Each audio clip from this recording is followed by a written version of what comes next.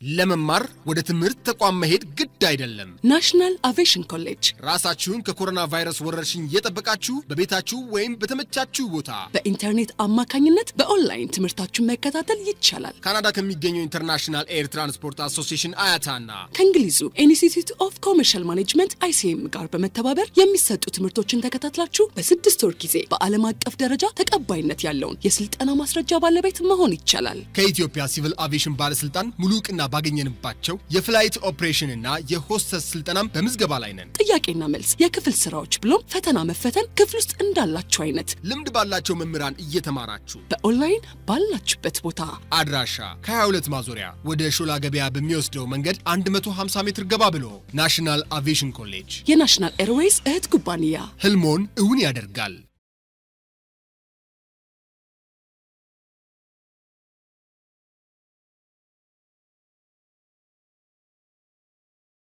ባለፈው የተነጋገርነው እስከዚህ ድረስ ሰምራይዝ ያደረኩኝ previously, as you recall our discussion, we have dealt with just a summary point, or we have put some foundational concept for marketing principle, especially with regard to consumer behavior. We have discussed about important definitions that really explain or discuss what consumer behavior in general is all about. And also we have tried to see the four marketing mix which have a very critical concepts that really base our understanding. And the marketing principle በጣም ወሳኝ የሚባል አራት ፊዎችን አይተናል። plus ከዛ በተጨማሪ ደግሞ I have just make a summary of what consumer behavior is. Yeah, that is what we have discussed last time. And now we move to the 5th chapter, and we're going to see about consumer learning. Okay, what's consumer learning? We're going to define what, generally speaking, learning is, and particularly we'll discuss what is consumer learning refers to.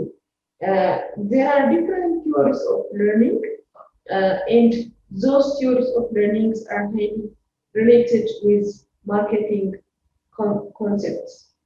ስለ learning ስለ መማር ምን እንደሆነ የተለያዩ የሳይኮሎጂ ምሁራን ገልጸውታል። እሱን ከማርኬቲንግ ጋር ለማገናኘት እንሞክራለን ማለት ነው። And later on, if there is learning, if consumer behavior is constantly changing, so how could companies, how could marketers can maintain brand loyalty? Brand loyalty is one of the very important concepts of marketing. So we're going to see these things under this chapter. So at the end of this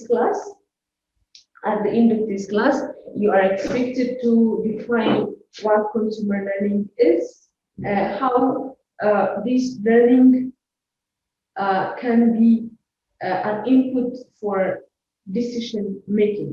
As we have seen last time, decision making is one of the critical steps in consumer behavior course. Before purchasers put their money, before they put their money forward, they have to see something that is probably looking alternatives if they are looking or comparing costs, comparing if the material can be easily repaired or not, if the material is somehow durable product that we cannot purchase frequently. We will look for how is the availability of repair, the availability of service, the availability of post-purchasing service. Post-purchasing service ማለት ሰዎች እቃውን ከገዙ በኋላ አገልግሎት አገኛለሁ፣ ቢበላሽብኝ የሚጠግንልኝ ቦዲ አገኛለሁ፣ ስፔር ፓርት አገኛለሁ፣ ስፔሻሊ እንደ ላፕቶፕ አይነት እቃዎች፣ መኪና፣ ኮምፒውተሮች በሚሆኑበት ሰዓት we'll focus on how could the company treat our need, because purchasing is not the only buyer's need. Further services like repairing, like installing, and then the install የሚደረጉ መሬት ላይ የሚገጠሙ ትልልቅ ማሽኖች ለምሳሌ ከሆነ we will see post purchasing services are critical. So these all things are included in brand loyalty. So today I'm planning with you to discuss about these things.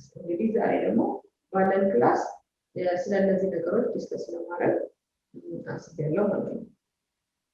So as I told you earlier, let's try to define what is learning. What is learning, or how do you define learning? መማር ምንድን ነው? የተማረና ያልተማረ ሰው በምንድን ነው የሚለየው? አንተ የተማርክ አይደለ እንዴ ይባላል። አሁን ሰዎች እየተጣሉ ብታዩ አንተ ተው እንጂ የተማርክ አይደለ እንዴ ይባላል። It has nothing to do with fighting actually. Learning and fighting or learning and conflict is something different issues. But people will argue that or if you have been in a community where most of the societies are uneducated, and if you are achieving some highest status, people will ask you further questions which is really out of your discipline. So what አሁን ለምሳሌ ገጠር አካባቢ በምትሄዱበት ሰዓት እናንተ የተማራችሁ ናችሁ ተብሎ ከታሰበ for every trivial problem they are facing, they are asking for advice. ለእያንዳንዱ ችግር ሰዎች ምክር ሊጠይቋችሁ ይችላል because you are educated. So I am asking you, what is learning? I'm not concerned about consumer learning, but just ordinary or just literally let you define what is learning. መማር ማለት ምንድን ነው? እስኪ ዲፋይን አድርጉ። ሁላችሁም አራታችሁም ዲፋይን እንድታደርጉ እጠብቃለሁ። What is learning? How do you differentiate a person who is learned and not? እሺ ቤት በብዛት እንደ አሁን ሁለት አይነት መማር ነው ያለው። አንደኛ ኖርማሊ አብሮሽ እናትና አባት ቤተሰቦች የሚያስተምሩሽና ሰፈርሽ የሚያስተምሩሽና ሁለተኛው ደግሞ ዋናው መንግስት እንደዚህ ነው ብሎ አሁን እኛ እንደምንማረው ማለት ነው ከኬጂ እስከ 12 ያክል ከዛ ሃየር ኤጁኬሽን ምናምን እየተባለ የሚቀጥለው አይነት እንትን ያለው አሁን ለአንተ ተምረሃል የሚለው ፍሬዝ ደግሞ አንቺ ላመጣሽው እንትን ነው የሚለው አሁን አንዳንዴ ሰው ሲጣላ ብለሻላ የዚህ ልክ የማይሆን አነጋገር ወይም የሆነ ከቋንቋቸው ኑላመት ይኑላ ተምሮ ምናምን እንደዚህ አይነት ቋንቋና እንደዚህ አይነት አስተሳሰብ ያለው ሰው ልክ የማጠብቂው ሰው እንደዛ ሲል አንተ ተምረህ የለ እንደ የሚባል አይነት አባባል ይመጣል ማለት ነው። ይሄ ጥሩ ነው። ቴንክ ዩ። ግን አሁን ትምህርት ቤት ውስጥ ለምሳሌ አንቺ የተማርሽ ነሽ ለምሳሌ አይደለ? ትምህርት ቤት ውስጥ እንዳትጣሉ ከሰፈር ሰው ጋር መደባደብ ክልክል ነው። እንደዚህ የተባላችሁ ትማራላችሁ። especially some ethical things, ethical የሆኑ ነገሮችን የቀለም ትምህርት አይሰጥም።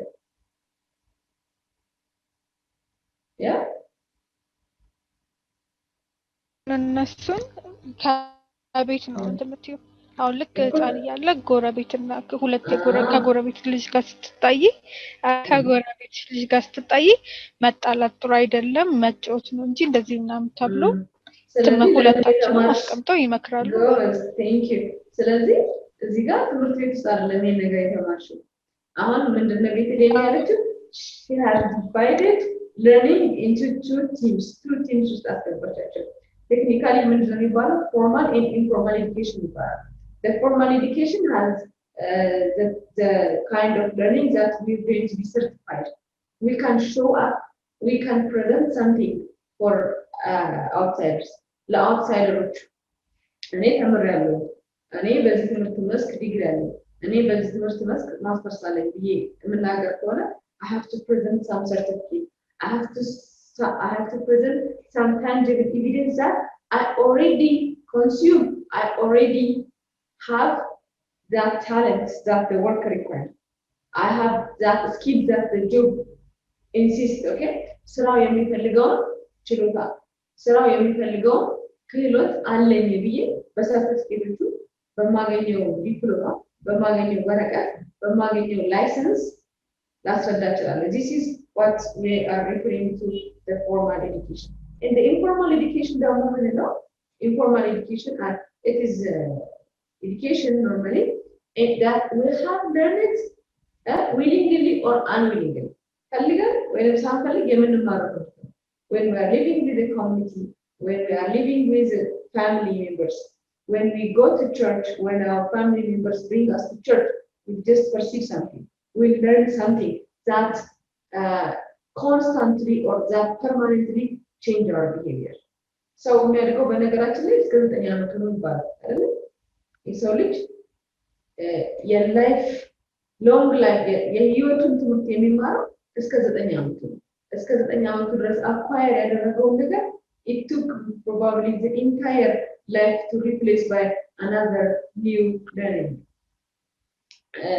እስከ 9 ዓመታችን ድረስ ከማህበረሰቡ ከምንኖርበት ቤተሰብ ከተለያዩ የሃይማኖት ተቋማት የምንማረው ትምህርት የምንወስደው ሌሰን it is our guiding principle forever till death እስከምንሞት ድረስ ኦኬ እስከ ለተሞታችን ድረስ ይሄ ነገር ገዢያችን ሆኖ ይኖራል ማለት ነው። So this is the informal education. What I am trying to say here is generally what is learning. Let me hear Susana. ምንድነው መማር?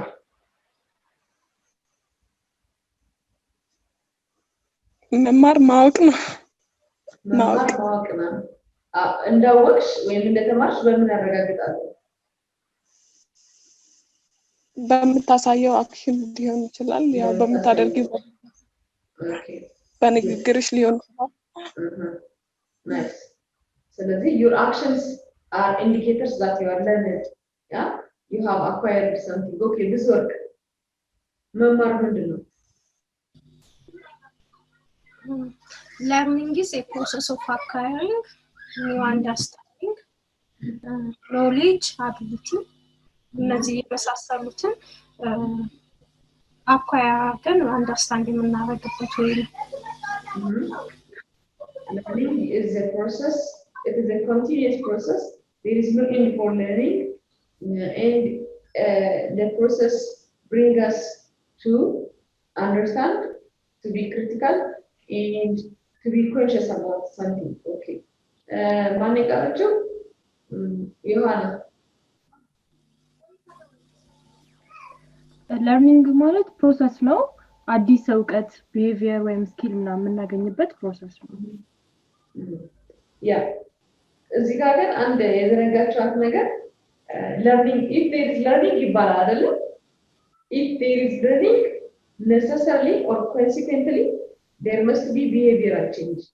የትምህርት ባለሙያዎች ስለ ትምህርት የተማሩ ሰዎች ምንድን ነው የሚሉት? learning is behavioral change ይላል። If there is learning, there must be behavioral change. If there is no behavioral change, there is no learning. So የተማረ ነው ካለ ከመማሩ በፊትና ከመማሩ በኋላ ትልቅ ልዩነት ሊኖር ይገባል ማለት ነው።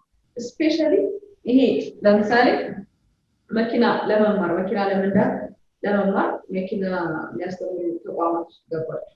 መኪና ትምህርት ቤት ውስጥ ከመግባታችሁ በፊት መንዳት አትችሉም ነበር አይደል?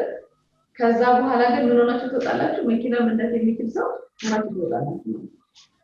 ሰርጀሪ ስፔሻላይዝድ የሚያደርጉ ሰዎች before that skill was acquired, they have no idea about surgery, but at the end of the day they have got some knowledge, and that knowledge leads to behavioral change. So learning should bring to behavioral change. Okay, it can be defined in a different way. Learning is relatively a permanent change in behaviors, in feelings, in thoughts caused by information, experience, and practice. Because of your practice, because of your experience, because of the information you have gathered, your behavior is constantly changing. That's why you see it's a process. It's not a one-time process. It's not a one-time activity, but it would rather be a continuous process whereby you have seen a change in yourself.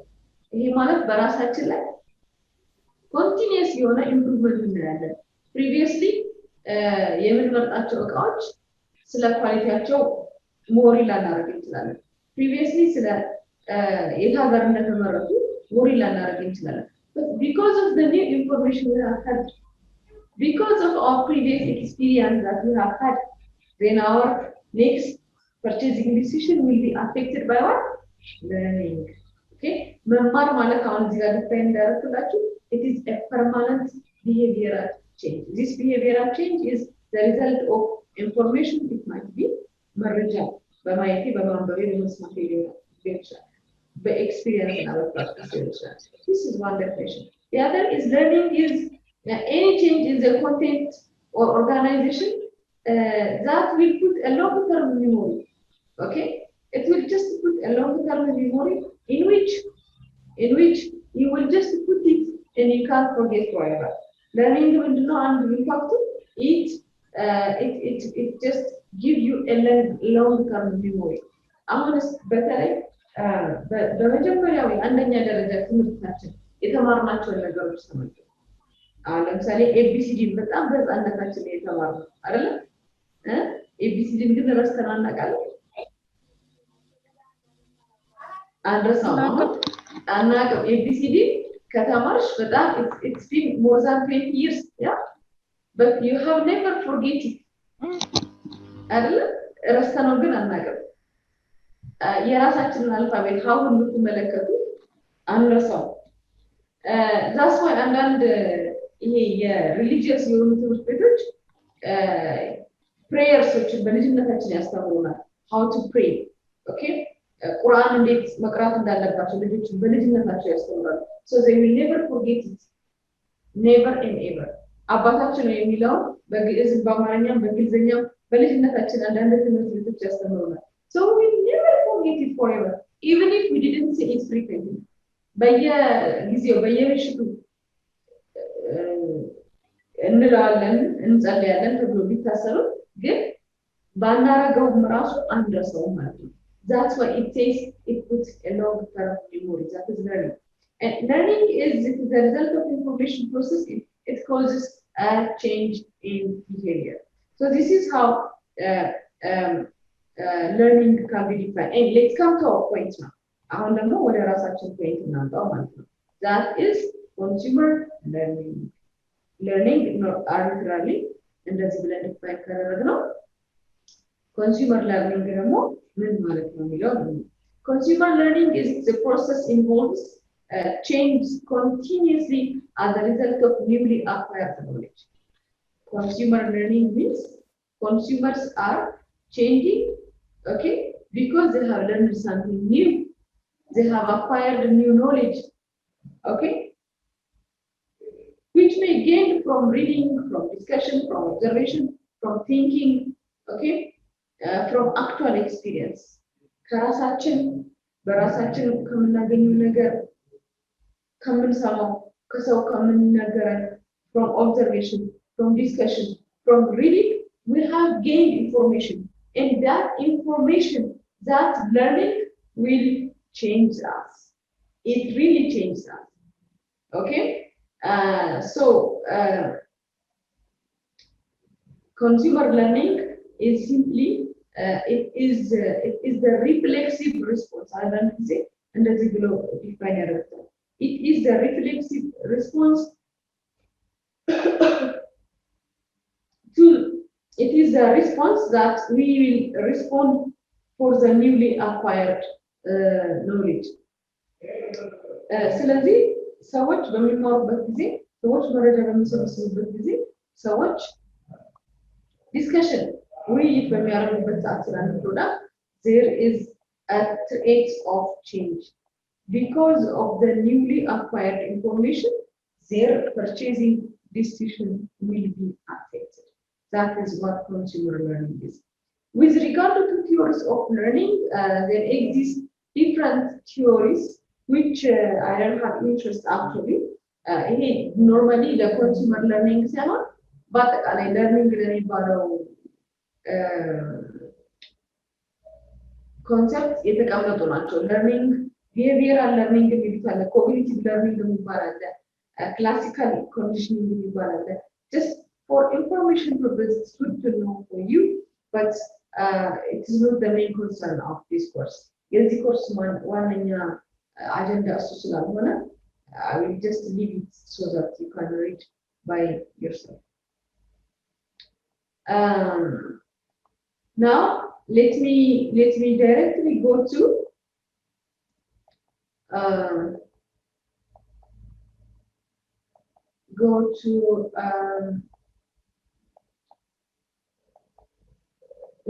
in the marketing context, the model of learning applies many situations in which consumers learn about products, services, and rental stores. For example, consumer learns which store is or which shop is a type of shop that suits my interest. They are also be interested to search for companies or organizations that reward because you have purchased something from them. Our learning behavioral change. The immediate consequence of learning is behavioral change.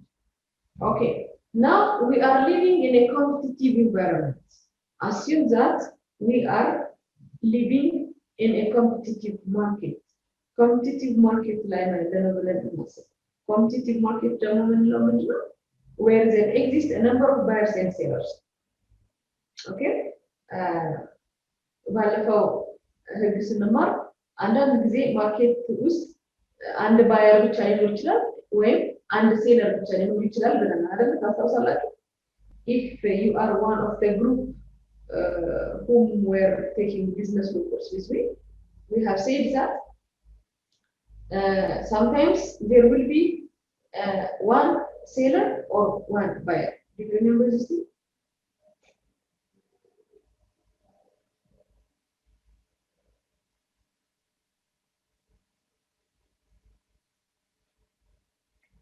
ታስታውሳላችሁ የነገር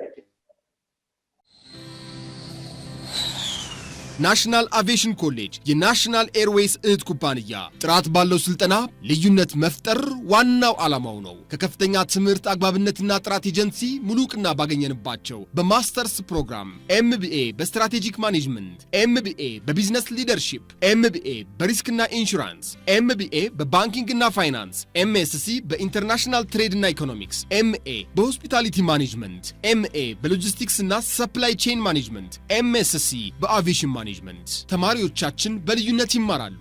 በኬንያ ሀገር ከሚገኙ ስመጥር ዩኒቨርሲቲዎች በመጡ ፕሮፌሰሮች ስልጠናው ይሰጣል። ናሽናል አቪዬሽን ኮሌጅ በዲግሪ ፕሮግራም በአቪዬሽን ማኔጅመንት፣ በአካውንቲንግና ፋይናንስ፣ በማርኬቲንግ ማኔጅመንት፣ በሆቴል ማኔጅመንት በምዝገባ ላይ ነን። በአጫጭር ኮርሶችም በፍላይት ኦፕሬሽን፣ በቲኬቲንግና ሪዘርቬሽን፣ በሆስቴስ፣ በሆስፒታሊቲ ማኔጅመንት እናሰለጥናለን። አድራሻ ከ22 አደባባይ ወደ ሾላ በሚወስደው መንገድ ላይ ናሽናል አቪዬሽን ኮሌጅ የናሽናል ኤርዌይስ እህት ኩባንያ ህልሞን እውን ያደርጋል።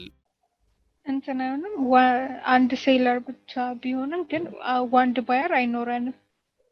አንድ ሴለር ብቻ ግን ሊኖር ይችላል። አንድ ሰው ብቻ መቼ ነው አንድ ሴለር ብቻ ሊኖር የሚችለው?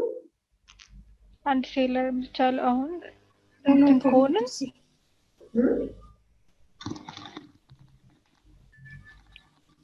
ሞኖፖሊ ማርኬት ስትራክቸር ጊዜ ማለት ነው። አንድ ሴለር የሚኖር ሞኖፖላይዝድ የሆነ ማርኬት ካለ ላይክ እንደ ኢትዮ ቴሌኮም አይነት አይደል? ልክ እንደ ኢትዮጵያ ኤሌክትሪክ ፓወር ኦቶሪቲ ኤሌክትሪክ የሚያከፋፍልልን ካምፓኒ አንድ ብቻ ነው ኢትዮጵያ ውስጥ አይደል? ሌላ የለም።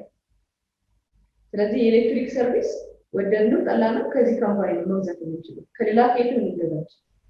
የስልክ የድምጽ የመልእክት የኢንተርኔት ሰርቪስ ደግሞ ብንፈልግ ኢትዮጵያ ውስጥ እስካሁን ድረስ ያለው አንድ ቴሌኮም ብቻ ነው። ሌሎች ሀገሮች ብዙ ቴሌኮሞች አሉ። ሰዎች አማርጠው ልክ ውሃ አማርጠን እንደምንገዛው፣ ልክ ሆቴል አማርጠን እንደምንገባው ቴሌም ላይ እንደዚህ አይነት ሰርቪስ አለ። But considering Ethiopian situation currently, there is only one seller, like the example I have provided. Can you remind me that the probability where there is only one buyer for a product? And the seller እንዳላችሁት monopolized የሆነ ማርኬት ላይ ሊያጋጥም ይችላል። አንድ ባየር ሊኖር ይችላል ገበያ ውስጥ አይኖርም።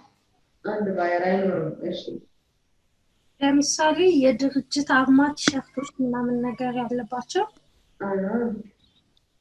እነሱ አንድ ባየር ነው ሊኖራቸው የሚችለው ድርጅቱ ማለት ነው።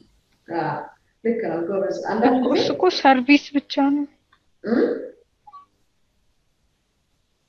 አይ በቃ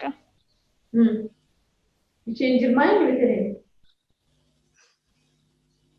አይ እሱ እኮ እንደዚህ ሎጎች ምናምን ነገር የምንላቸው የሆነ አንድ ካምፓኒ አይደለ ለአንድ ለሌሎች ድርጅት አሁን ሎጎ የሚሰራ ካምፓኒ አለ። በካምፓኒ ካልተመቸሽ በግለሰብ ልንገርሽ። ለምሳሌ በኔ በልኬ እንዲዘጋጅልኝ ልብስ አዘዝኩ። በኔ ልክ እና መጨረሻ ላይ ይሄንን ልብስ አልገዛም ብል እኔ በኔ ዲዛይን የተሰራው በኔ ቁመት ልክ በኔ ትከሻ ልክ በኔ እጅ ልክ በኔ እግር ልክ ነው የተሰራው። It perfectly suits only to me. Then if I refuse to buy that product, who will buy this product? ለምሳሌ ይሄ እንትን ላይ ማርኬቲንግ ላይ ወይ አካውንቲንግ ላይ ስፔሻል ኦርደር ብላችሁ የምትማሩ ማለት ነው። ስፔሻል ኦርደር ብላችሁ ለምሳሌ let's say you just wanted to have a kitchen cabinet for your house.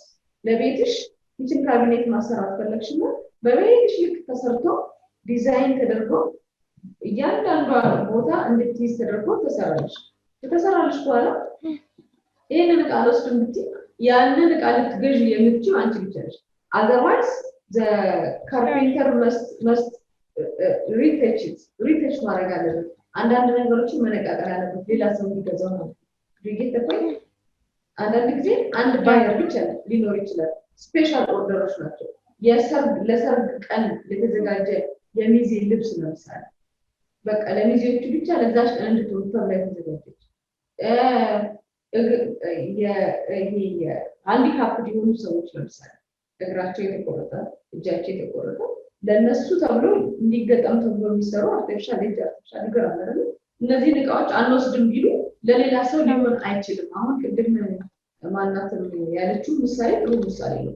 ካምፓኒዎች ደግሞ ሎጎ ተደርጎባቸው ሃርመኒ ሆቴል ተብሎ ኦኬ ናሽናል አቪዬሽን ኮሌጅ ተብሎ ለምሳሌ አንድ ዕቃ ቢያሳትሙ እና ያንን ዕቃ አልገዛም ቢል ካምፓኒ ማንም ከሱ ውጪ ሊገዛ ስለማይችል አንድ ባየር ብቻ በዚህ መንገድ ሊያጋጥም ይችላል ማለት ነው። Now I am referring the reverse. Okay? በተቃራኒው ነው እኔ ደግሞ ያልኳችሁ ኮምፒቲቲቭ ማርኬት ምንድነው? There are many buyers and sellers. For example, this is just a glass of water. This is just a glass of water, and if I refuse to pay this water, then there are no buyers for this product. It can suit to anybody. Yeah? ለማንም ይሆናል ይህ ፕሮዳክት ግልጽ ነው። እኔ ያልገዛም ብል ሌሎች ሰዎች ሊገዙ ይችላሉ። There are plenty of buyers and sellers. So that is what we mean by a competitive market. So in the competitive market, because there exists a fierce competition in the market, ገበያ ውስጥ በጣም ኃይለኛ ውድድር ስላለ and because there are many sellers በጣም ብዙ ሻጮች ስላሉ okay and buyers do have alternatives ገዢዎች ደግሞ በጣም አማራጭ ስላላቸው their behavior is constantly changing from one product to another product, from another product to another product. Okay, and they will change their mind as often they learn more.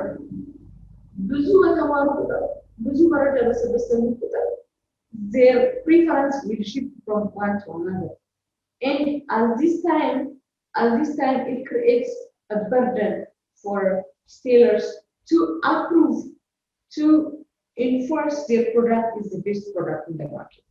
የዚህ ጊዜ ላይ ሻጮች ያላቸው ፕሮዳክት ገበያ ውስጥ ካለው በጣም ጥሩ መሆኑን assert ማድረግ አለባቸው certified ማድረግ አለባቸው attract ማድረግ አለባቸው so let us see how consumers can be attracted to various products and that will bring them to change their mind from brand A to brand B, from brand B to C to D, and so on.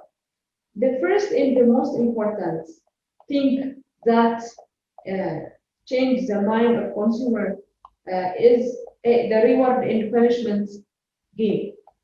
The reward and punishment game involved. The reward and punishment game the more you purchase, the more you'll be rewarded. ብዙ በገዛችሁ ቁጥር ብዙ ሪዋርድ ታገኛላችሁ አሁን take a look at to what banks are doing currently.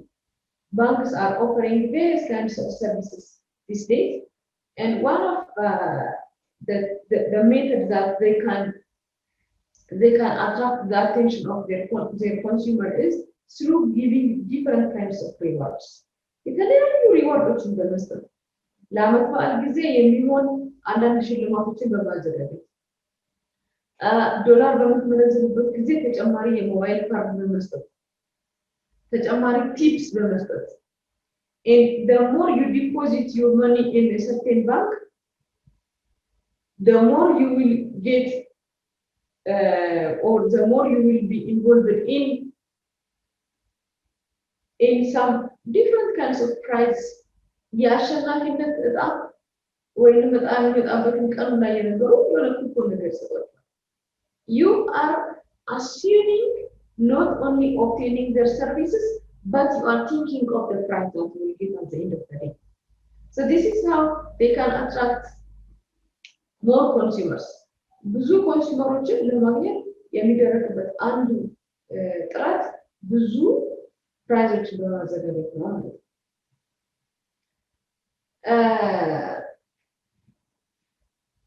other similar companies are also copy this strategy, this method, like they are giving home delivery, they are providing incentives is mabaratacha. Okay? Yeah, and chocolate no, in the snack ነገር ለሚገዙ ለልጆቻችሁ ይሄንን ስናክስ ገዙ የመጽሐፍ ደብተር አብረን እንሰጣለን that is unrelated product unrelated የሆነ product የመጽሐፍ ደብተርና ወይ ቸኮሌት ወይ ምግብ ነገር ሊሆን ይችላል but they are just trying to win the competition the fierce competition existed in the market so what sort of things it will put at the end of the day አሁን ዛሬ ላይ የቢራ ማስታወቂያዎች እንዲከለከሉ ተደረገ እንጂ ቢራዎች ኃይለኛ ፍቅር ውስጥ ገብተው ነበር once upon a time like a year or 2 years ago as you recall it is a very recent time memory beer factories are getting into a fierce competition by preparing so many prizes including car it's amazing to find a car after being a very good drunkard በጣም ጎበዝ ጠጪ በመሆን መኪና አሸንፉ እያሉ በጣም ብዙ እንድንጠጣ አይደለ ብዙ ከጠጣ መኪና እናገኛለን ከዛ ደግሞ መንገድ ትራንስፖርት ምን ይላል ከጠጣችሁ አትንዱ ይላል it is some controversy that's why it's banned legally banned የተደረገ የተከለከለው ለዚህ ነው ማለት ነው እና ምን ነበር ሲያረጉ የነበሩት በጣም ከፍተኛ ኮምፒቲሽን ውስጥ ሰው እንዲገባ የትኛው ቢራ በጣም የተሻለ ነው ያለ ወሬ እንዲያደርጉ ነበር and at the end of the day what the banks are trying to do and what these beer companies are trying to do is simple and one that is making you to a brand loyal brand loyalty is the goal brand loyalty means a brand loyal customer provides the basis for a stable and growing market share. You will have a stable and growing market share to that product. By the way, brand loyalty is one of the intangible assets of a company. Company assets እንደዚህ አሴት በምትመዘግቡበት ጊዜ ምን ትመዘግባላችሁ?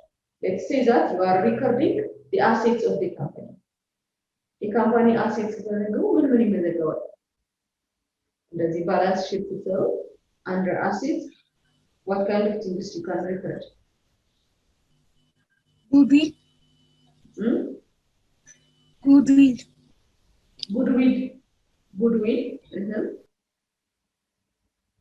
ምን ይመዘገባል? ከማን ባላንስ ሺት ሰራ አይደል?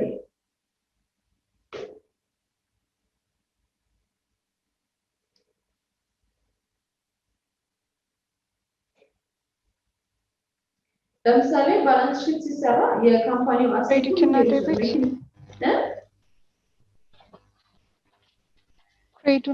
ክሬዲትና ዴቢት ክሬዲቱና ዴቢቱ ሲሆን ካምፓኒው ያለው አሴት ንብረት ማለት ነው። ጠረጴዛ፣ ወንበሩ፣ ኮምፒውተሩ አይደል እንዴ?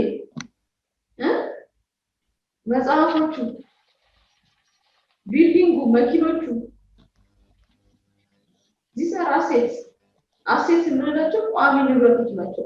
የሚዳሰሱ፣ የሚታዩ፣ የሚጨበጡ ስቶር ውስጥ አኪሙሌትድ ተደርገው የምናያቸው ነገሮች these are tangible products, tangible properties of the company. tangible property ናቸው።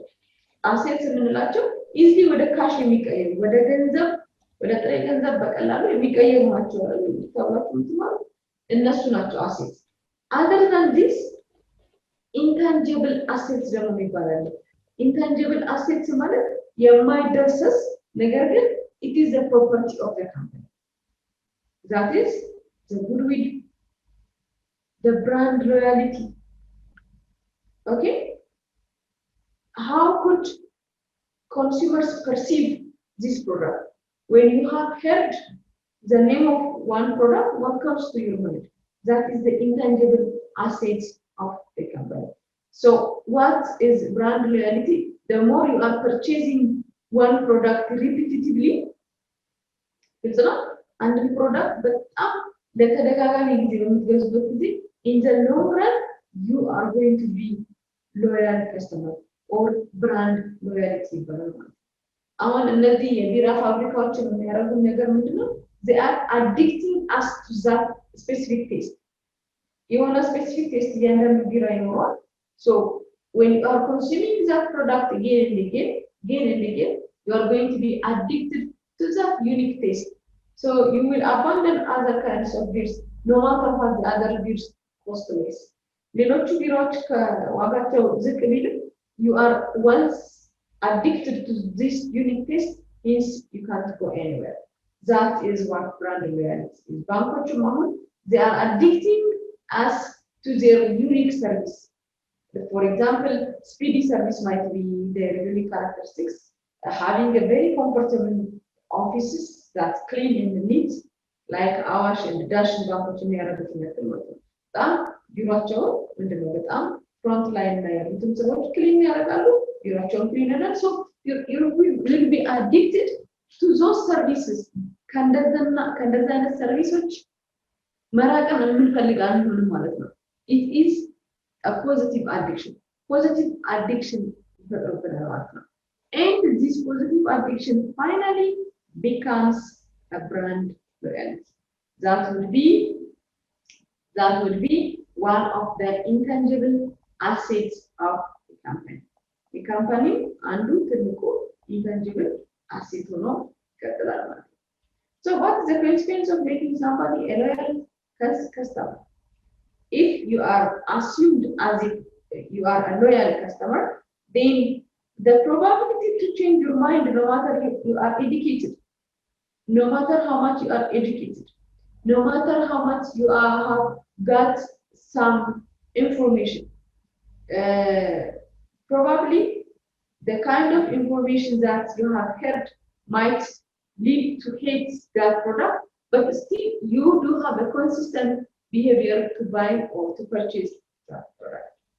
ስለ ካምፓኒው የሰማችሁት መጥፎ ነገር ቢኖርም እንኳን because you are already addicted, then you will continue to be a loyal customer of that company. So what is the repetitiveness results is it results you will be addicted. Addicted to negative negative. It might be a positive addiction.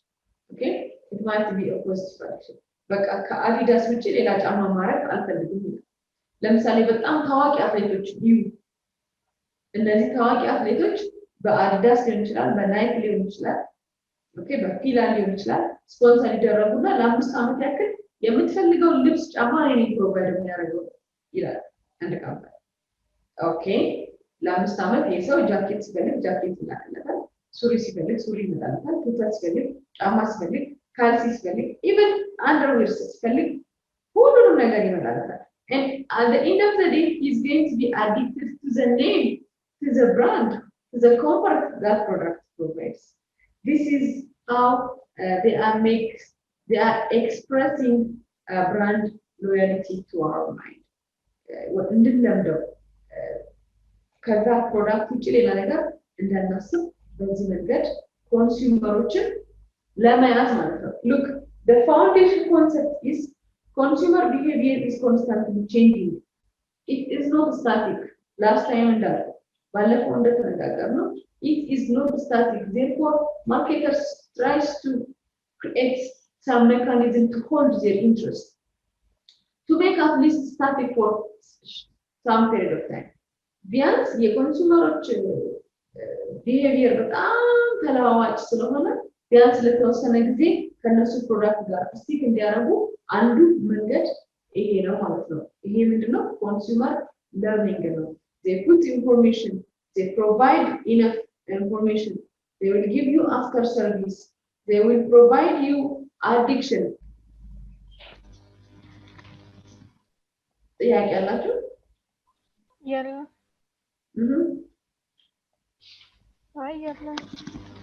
የለም። Okay, the last point that I have to tell you today is about how brand loyalty declined.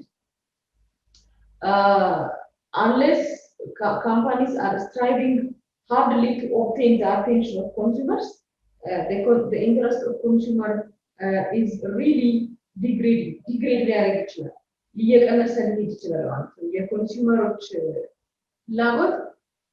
It might degrade. And many marketing managers are concerned with the growing trend towards brand switching.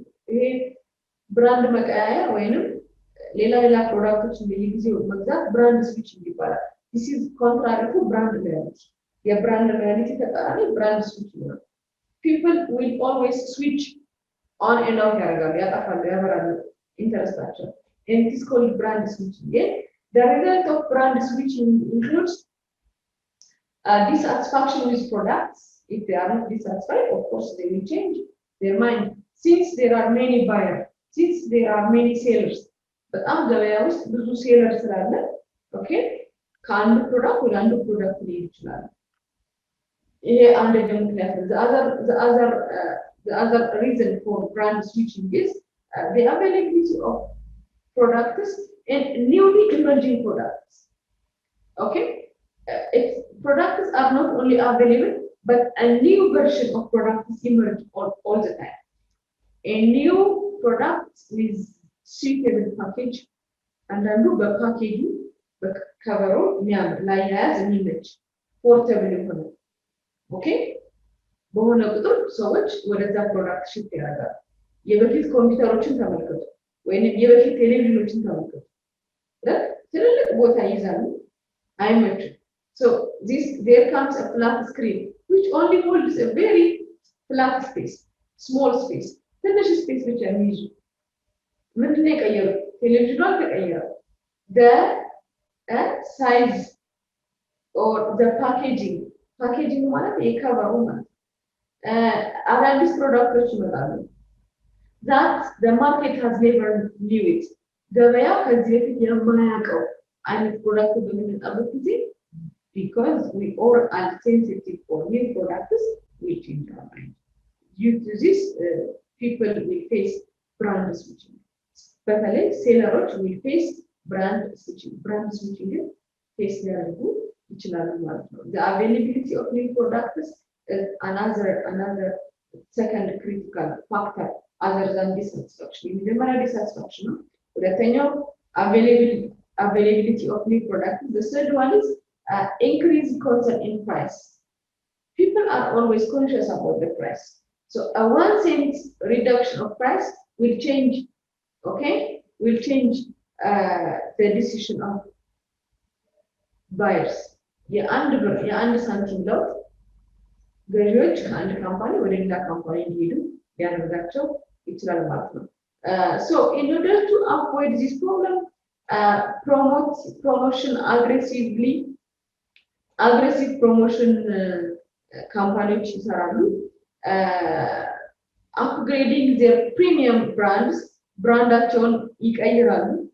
The brand means the sign or the symbol or the voice ሊሆን ይችላል the company brand. So they are just changing. Recently, Hebrat Bank has changed its logo and replaced it with new one. Why? It is just to catch an eye. አይናችንን ለመሳብ ነው። ኦኬ እይታችንን ለመሳብ ነው። ሰዎች አዳዲስ ነገር ላይ ሁልጊዜም ኢንተረስት ስላላቸው ማለት ነው። Even if they cannot bring a new product to the market, at least they can try to change their brand. ብራንዱን ይቀይሩታል ማለት ነው። ቢያንስ ሰዎች ለአዳዲስ ነገር ትኩረት ስለሚሰጡ። The other is aggressive promotion. What is aggressive promotion, by the way? Aggressive promotion ማለት ምንድን ነው?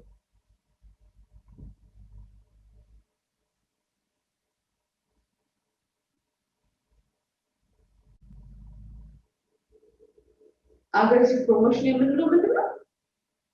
ዮሐና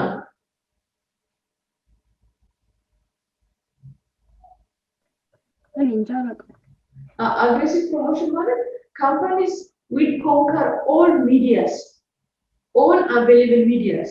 ካምፓኒዎች አንዳንድ ጊዜ ከተማ ውስጥ ያሉትን ሁሉንም ሚዲያዎች ይጠቀማሉ። ሬዲዮን ስትከፍቱ በሬዲዮ ይመጣል። ቴሌቪዥን ስትከፍቱ በቴሌቪዥን ይመጣል።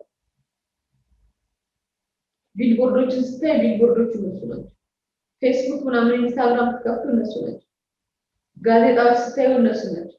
መጽሔቶች ስታዩ እነሱ ናቸው።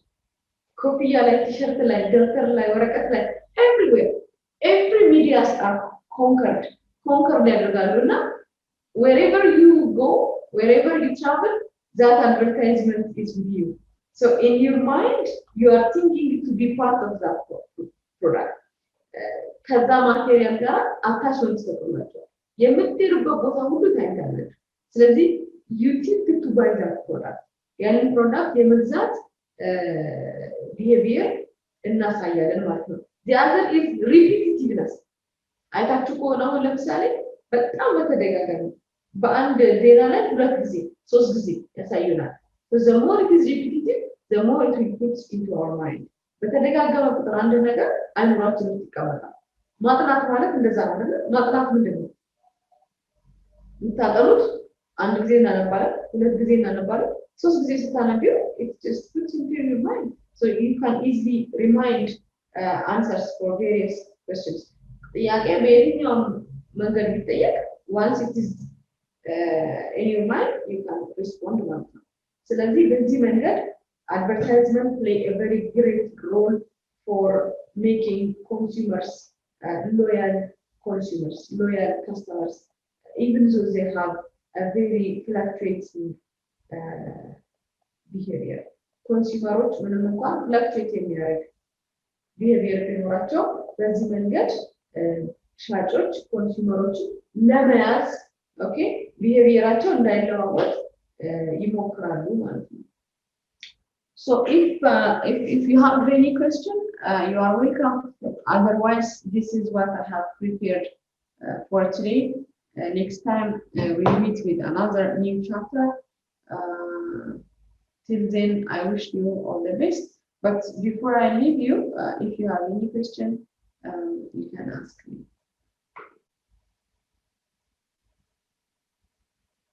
So you don't have any question. See you next time. Have a good day. Ciao and all.